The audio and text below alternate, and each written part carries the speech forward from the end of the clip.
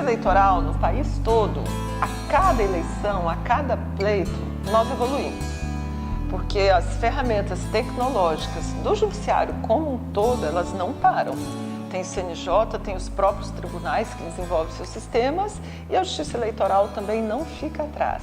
Até porque a tradição da Justiça Eleitoral, já desde o advento da urna eletrônica, é não parar nesse aspecto. Então, a cada ano nós temos disponível ferramentas que facilitam o trabalho.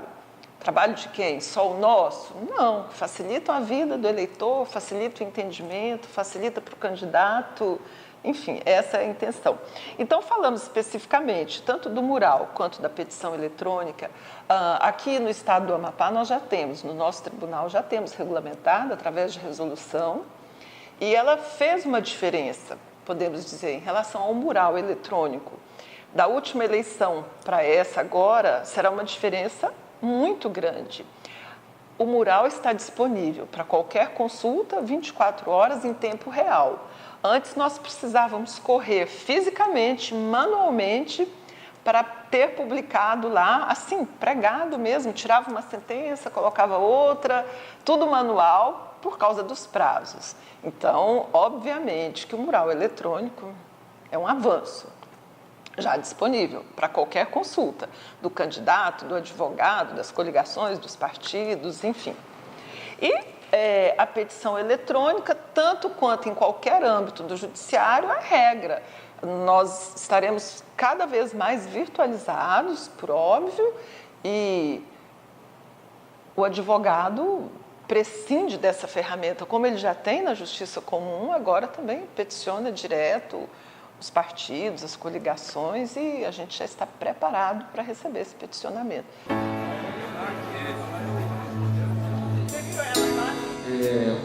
O eleito, a majoritária, que tem essa referência e legislações que efetivamente trazem, devem trazer para a gente um referencial de norte para Esse é um evento do TCE, Tribunal de Contas do Estado, que foi uma demanda feita pela OAB, Comissão de Direito Eleitoral, de qualificar esses pretensos candidatos, tanto aqueles que vão à reeleição quanto aqueles que estão entrando novo, em termos de a lei de ficha limpa, a improbidade administrativa e as mudanças da legislação eleitoral recente do ano de 2015. Com a mini-reforma, nós tivemos que reformular algumas medidas que nós já vimos tomando. O tribunal teve a iniciativa de preparar cursos de cidadania, caravanas da cidadania. E nós nos preparamos para seguir em todas as zonas eleitorais com esse curso. O curso de sucesso absoluto, aberto ao público, para os candidatos, pretensos candidatos, comunidade, lideranças. Com o advento da mini-reforma, então, reformulamos todo o nosso material, a forma de ensinar, porque já deveria se incluir de imediato todas as determinações que vieram, né, com a nova lei. E assim foi feito, porque dúvidas aí surgiram aos montes, né? Então, o que nós temos essa preocupação? E se der tempo, e a gente tem feito as inspeções, as visitas nas zonas eleitorais, e para tirar dúvida mesmo com o que veio com a mini-reforma, podemos falar da propaganda que ficou, antes podia uma coisa, agora não pode outra. A reforma eleitoral de 2015 trouxe algumas mudanças procedimentais, mas outras mudanças bastante significativas para o processo eleitoral. A primeira mudança que eu considero significativa diz respeito à propaganda eleitoral antecipada. Porque a partir do dia 16 de agosto de 2016, o ano das eleições, é viabilizado, é permitido aos candidatos já registrados, que o período de registro termina no dia 15 de agosto, então, a partir do dia 16 eles podem realizar a propaganda eleitoral, isso sem qualquer tipo de empecilho. Antes dessa data, antes do dia 16 de agosto, em tese, poderá restar configurada a propaganda eleitoral antecipada, que é um ilícito eleitoral punido com pena de multa e possivelmente outras repercussões eleitorais que possam restar configuradas. O legislador, ao fazer a modificação do conceito do que é uma propaganda eleitoral antecipada, ele trouxe uma maior permissividade, um maior enlarguecimento do conceito de propaganda eleitoral antecipada, viabilizando que seja, segundo o texto da lei, do artigo 36A da Lei 9.504, que sejam enaltecidos aspectos qualitativos do candidato, seja mencionada a pré-candidatura, ele só não pode fazer pedido de voto, pedido expresso de voto, isso que diz a lei. A interpretação disso vai ser dada pelo Poder Judiciário, pela Justiça Eleitoral. Então isso vai ser uma questão que o Poder Judiciário vai ter que ser instado e os candidatos também vão ter que tomar as devidas cautelas para que haja observância desse aspecto e também o Ministério Público a adotar um parâmetro objetivo de atuação. O segundo aspecto que me parece importante também diz respeito justamente ao período eleitoral, que antes se iniciava em meados de junho com as convenções partidárias e a partir do dia 5 de julho iniciava o período de registro com as impugnações aos registros de candidaturas, ou seja, o período eleitoral stricto sensu. A partir de agora, houve um encurtamento desse período. Como eu coloquei,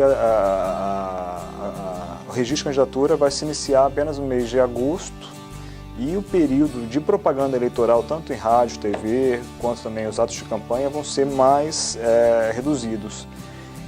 Isso vai ser um desafio bastante significativo para o Ministério Público e para a Justiça, porque a atuação vai ter que ser muito mais rápida. E o terceiro aspecto diz respeito ao financiamento das campanhas, que a partir dessas eleições foi vedado o financiamento privado por empresas, por pessoas jurídicas, que eram tradicionalmente, até as últimas eleições, os grandes financiadores de campanhas, inclusive dando ensejo a diversas ações eleitorais que podem redundar em cassação de diploma de candidatos eleitos. Com essa mini reforma, aquilo que até nós sempre lembrávamos das placas colocadas nas casas, nos bens particulares, proibido. Agora só adesivo de papel e na metragem autorizada e permitida.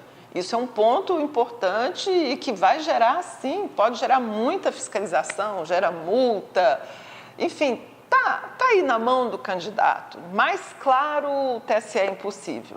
Mas a nossa função também é estarmos muito firmes aqui no sentido de garantir para o eleitor, só para ele, que ele tenha o pleito mais limpo possível. O TSE, na verdade, ele tem a competência constitucional para regulamentar as eleições no Brasil. Ou seja, somente o Tribunal Superior Eleitoral pode regulamentar as eleições, né? E ele faz isso através de instruções. Ele edita resoluções que regulamentam cada uma das etapas desse processo eleitoral, né?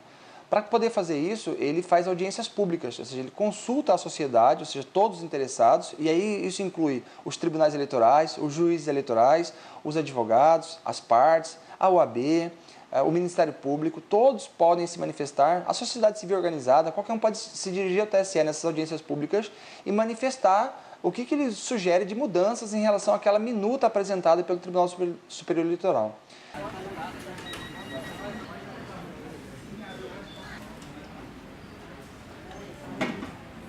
O que é a biometria? Ela vai dificultar muito a fraude. Sempre é preocupação que o resultado do processo eleitoral seja o mais legítimo possível. Então, a biometria facilita isso. Sou eu indo lá com a minha digital, eu me apresentando, não tem como outra pessoa ir ao meu lugar. Nós tínhamos mecanismo para fiscalizar isso, por isso que eu até falei de início que seria a solução para um problema que não existia. Mas isso foi no início, quando eu comecei a pensar sobre a biometria. Hoje não, hoje a gente já não imagina mais sem ela. O eleitor não teve problema, o eleitor consegue votar em tempo bom, não demora, não causa tumulto.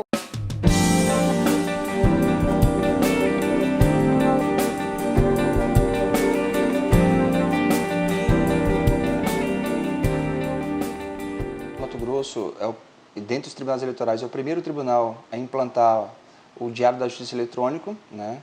E isso trouxe grande celeridade, grande transparência para a publicação dos atos judiciais. Antigamente eram publicados em jornais físicos e o Diário da Justiça eletrônica trouxe uma grande publicidade a essas decisões judiciais. Na sequência, nós implantamos o mural eletrônico, ou seja, o Diário da Justiça Eletrônica do ano de 2007 e o mural já é do ano de 2014, na eleição de 2014. No período anterior, a gente tinha a publicação das decisões em cartório ou em secretaria em murais físicos, obrigando os advogados a virem pessoalmente ao tribunal para verificarem as decisões proferidas pelos juízes nos períodos eleitorais. Com a implantação do mural eletrônico, isso mudou, ou seja, os advogados, principalmente, não precisavam mais vir até o tribunal e passaram dos seus escritórios a acompanharem as decisões proferidas pelos juízes, ou seja, pela internet, nosso site internet, ele passou a acompanhar essas decisões. Isso foi interessante também porque não só os advogados acompanhavam, a imprensa também. A imprensa passou a monitorar essas decisões publicadas e soltava a notícia muito antes, às vezes, do advogado ficar sabendo da notícia, ou seja, isso trouxe transparência para o processo eleitoral, o que é bastante vantajoso para o TRE.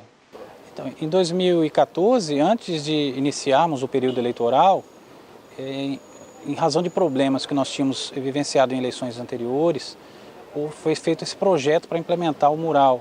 É um sistema, uma forma de trazer para o site, para o portal do TRE, todas as publicações que antes eram feitas no mural físico.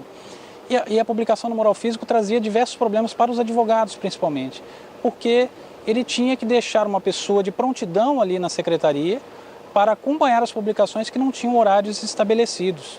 E o mural resolve isso, porque a partir do momento que você peticiona inicialmente junto ao tribunal, você, com aquele número do protocolo, você passa a receber pelo seu celular, pelo seu smartphone, qualquer movimentação do processo e, por consequência, as publicações de decisões. Então, o mural foi um divisor de águas, uma ferramenta que trouxe transparência, celeridade e segurança no processo eleitoral. O Diário da Justiça Eletrônica é o meio oficial de publicação dos atos judiciais do tribunal. Ou seja, esse é o mecanismo pelo qual a gente comunica à sociedade todas as decisões proferidas pelo tribunal, tanto pelos juízes singulares de primeiro grau, quanto as decisões colegiadas proferidas pelo tribunal. No período eleitoral, em virtude da celeridade, da necessidade de que a gente tenha mais rapidez no cumprimento das decisões, especialmente porque os prazos correm inclusive aos finais de semana, aos sábados, domingos e feriados, nós temos a necessidade de publicar com mais celeridade. Então, surgem outras dois mecanismos de publicação, que é a publicação em sessão, que somente ocorre para as decisões colegiadas proferidas pelo tribunal, e as decisões monocráticas de assuntos bem específicos referentes àquela eleição, elas são publicadas em mural. Ou seja, no mesmo dia que elas são publicadas, começa a correr o prazo, né? Antigamente, quando tínhamos o mural físico, a gente tinha uma dificuldade de publicar isso e de garantir a fidedignidade da publicação. No mural eletrônico, a gente tem mais controle sobre isso e tem mais transparência nesse processo, né? Então, é bem vantajoso. O mural eletrônico para nós advogados foi é uma ferramenta maravilhosa. Ela traz uma socialização da informação. Para nós que trabalhamos com prazo, nos traz a possibilidade de termos conhecimento da hora exata que uma determinada decisão foi publicizada, que a partir do momento disso correm os prazos para nós promovermos os recursos e, além disso, nos dá a informação correta da decisão. Não precisamos mais deslocar do nosso escritório para irmos ao TRE para buscarmos essas informações. Então isso, para o advogado, para a parte, é um ganho muito significativo. De nada adianta o advogado ter celeridade na informação, ou seja, ele sabe rapidamente da decisão e ele prepara o seu recurso, por exemplo, se ele não tiver celeridade no encaminhamento desse recurso ao tribunal. Ou seja, então, os tribunais que não têm peticionamento eletrônico, esse advogado, ele é obrigado, então, a imprimir, assinar e se deslocar fisicamente até o tribunal ou ao cartório eleitoral para poder entregar essa peça, essa petição, para ser apreciada pelo tribunal ou pelo juiz eleitoral, né? Isso em cidades grandes como São Paulo, por exemplo, que tem um trânsito caótico, por exemplo, pode ser uma grande dificuldade, especialmente dependendo da localização do advogado. Se ele estiver localizado fisicamente muito distante da sede do tribunal, ele pode demorar horas, pode fazer com que ele perca o prazo. Os prazos são em horas, né? Às vezes prazo de 24 horas, e dependendo da situação, da hora que ele saiu do seu escritório até chegar ao tribunal e o trânsito que ele pegar, ele pode perder o prazo, né? Em Mato Grosso não tem o trânsito de São Paulo, mas a gente tem uma diferença grande. nós temos um estado com dimensões continentais, onde temos municípios que distam da sede do município, da sede da zona eleitoral, às vezes 400 quilômetros. Ou seja, então, você imagina um advogado ter que fazer uma petição num município que pertence à zona eleitoral, mas ter que andar 400 quilômetros para entregar uma petição naquela zona eleitoral, né? Então, 9 tribunais no Brasil utilizam a solução de peticionamento eletrônico desenvolvida pelo TSE. Uma solução bastante eficiente, bastante útil, né, que permite que os advogados peticionem aos tribunais sem precisar se deslocar fisicamente. É bem interessante. Acontece que essa solução só funciona nos tribunais, ou seja, nos TREs, nesses 9 TREs e no TSE. E o TRE Mato Grosso ele propôs ao TSE a ampliação desse serviço, ou seja, o desenvolvimento de novas ferramentas de modo a permitir que se encaminhe petições também para os cartórios eleitorais. Ou seja, nós temos uma eleição municipal, né? E se o advogado não conseguir peticionar o cartório, ele vai ter essa dificuldade de se deslocar. Então, o TSE está desenvolvendo essa solução, está aprimorando ela para que na eleição 2016 a gente tenha o peticionamento eletrônico também nos cartórios eleitorais. Ou seja, vai facilitar muito a vida dos advogados e do tribunal também. Ou seja, ele vai, ao facilitar a vida do nosso cliente, nós prestamos um serviço melhor, né? Olha, esse é um avanço muito grande. Todas as duas brigas têm o apoio irrestrito da OAB, da Comissão de Direito Eleitoral.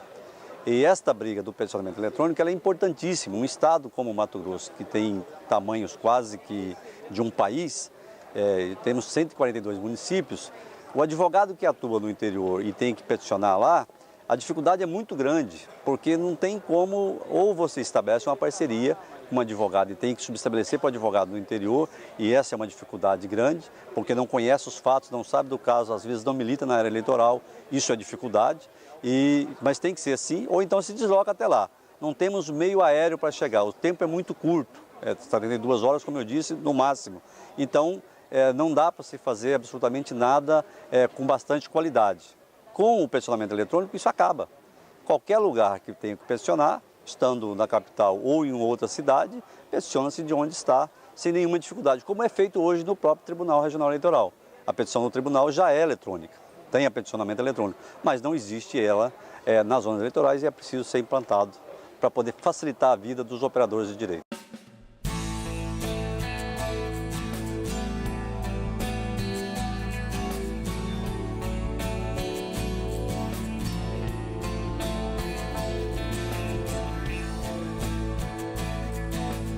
Nós fizemos biometria em Manaus de forma ordinária, nós iniciamos em novembro de 2014.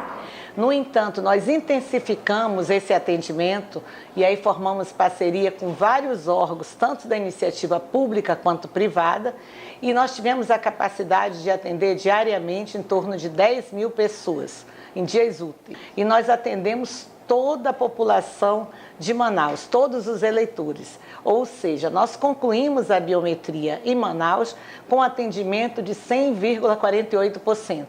Ficamos com mais eleitores do que tínhamos antes, fruto justamente dessa participação de toda a comunidade, da imprensa, que foi extremamente importante, porque na medida em que fazíamos a biometria, aqueles eleitores novos que chegavam, tanto os que o voto era facultativo, como eleitores de 16 e 17 anos, como os maiores de 70 anos, atendendo o chamamento da Justiça Eleitoral, compareceram e fizeram sua biometria. Eu fiquei sabendo que o Tribunal Regional Eleitoral já estava disponibilizando equipes para atender a comunidade, para que os eleitores fossem até o tribunal e fazer o recadastramento biométrico.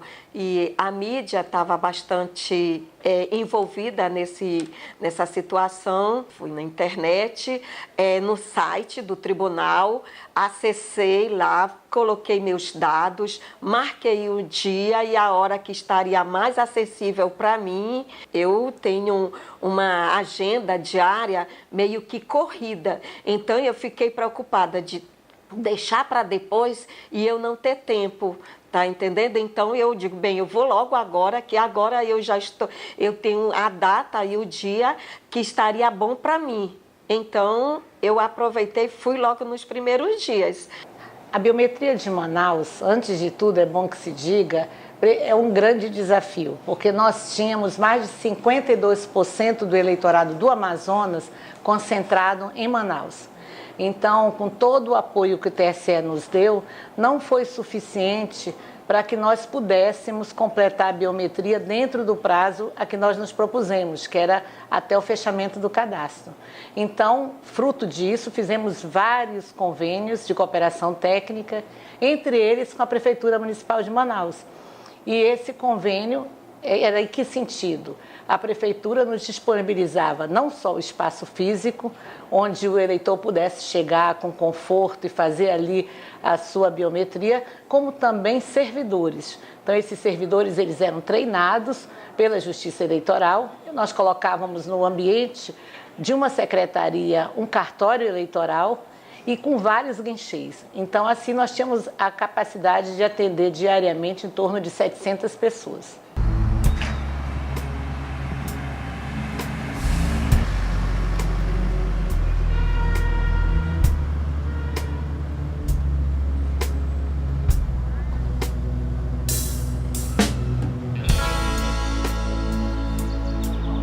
A campanha Jovem Eleitor ela foi lançada, né, pelo TSE o ano passado, 2015, e também teve uma segunda edição em 2016, em abril, aqui no Amapá.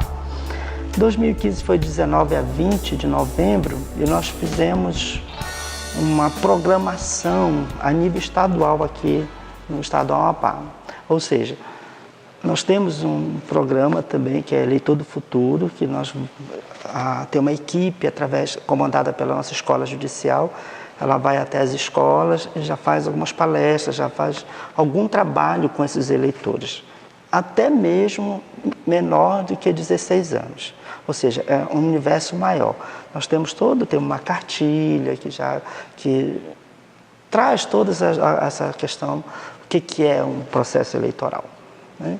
Então, aqui é o Amapá, nós fizemos divulgações na rádio, televisão, nós temos um ônibus, né, que a gente coloca na porta da escola de segundo grau e lá esse ônibus já faz esse atendimento. Nós temos 3 plataformas de atendimentos, né, os kits biométricos que nós chamamos, né, e realmente nós tivemos um êxito significativo em relação ao primeiro lançamento.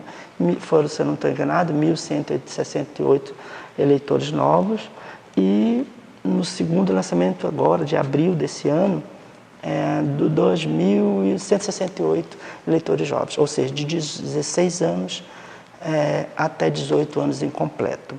Então, na nossa avaliação, o Tribunal Regional Eleitoral atendeu a expectativa, né, desse jovem eleitor. Vamos partir para a campanha. Eles gostam, sim. Eles gostam da rede social, então é uma linguagem que eles falam. E eles realmente não ficam alheios ao que o candidato está postando ou que de grande está surgindo em termos... eu tenho filhas jovens, eu tenho filha que optou por só votar aos 18 e tenho uma filha que fez agora, de 15 anos, que já fez o título dela. Hoje, nossos jovens, eles são muito, diria assim, antenados, né? São uns adolescentes que conhecem tudo, sabem de tudo. Mídia social, a internet está aí, né? Para obter o máximo de informação. Então, eu penso que eles têm que fazer parte disso. Eles estão inseridos nesse processo. Até mesmo para colaborar com o povo mais idoso, aquele eleitor mais idoso que não tem esse acesso, assim, que tem mais aquela questão da informação, que o candidato é bom por isso, por aquilo e tal. E ele pode muito bem contribuir nesse processo e, doravante, as nossas campanhas, a tendência é essa, ser uma campanha mais curta, uma campanha eletrônica, uma campanha que não suja mais a cidade, né, ambientalmente, politicamente correta, né, não se joga mais santinho, mais aqueles cartazes. Então, esse jovem, ele que vai ser o condutor, a meu ver, nesse processo eleitoral futuramente. Não quero aqui fazer crítica à juventude, nem nada, mas eu ainda acho que só aos 18, sim, que se deveria colher o voto. Mas se temos, o que nós temos que fazer? As campanhas para incentivar, para que o jovem venha sozinho. E isso o tribunal fez, no sentido das semanas do jovem eleitor, para que ele não venha induzido por ninguém ou por por autoridades ou da escola ou de políticos, não. Nós chamamos o jovem e falamos, olha, a Casa da Cidadania está aberta para que você se aliste, venha, você vai ser bem recebido, é simples. E nós tivemos um aumento muito grande aqui na capital, nós tivemos um aumento acho que de 400 eleitores a mais, só menores ainda, que ainda vão completar 16 anos até o pleito. Então eu acho que a campanha foi atendida. A atuação da Justiça Eleitoral e do Ministério Público é construída visando resguardar a vontade do eleitor. Esse é o grande ponto, o grande enfoque da atuação dos órgãos do Estado. A Justiça Eleitoral sempre deu resposta, mas elas buscam facilitar. Elas não vão solucionar, não estávamos com um problema insolúvel. É para facilitar, é usar a tecnologia a favor da prestação jurisdicional, nesse caso, da eleitoral. Então, é dinheiro empregado, é estudo, são pesquisas, são técnicos, são técnicas avançadas e que elas atendem tanto os grandes centros, tanto um centro eleitoral como São Paulo, como nós aqui, como se diz, nas franjas do Brasil, né, com centros muito pequenos de eleitores. A ferramenta é a mesma e beneficia todo mundo.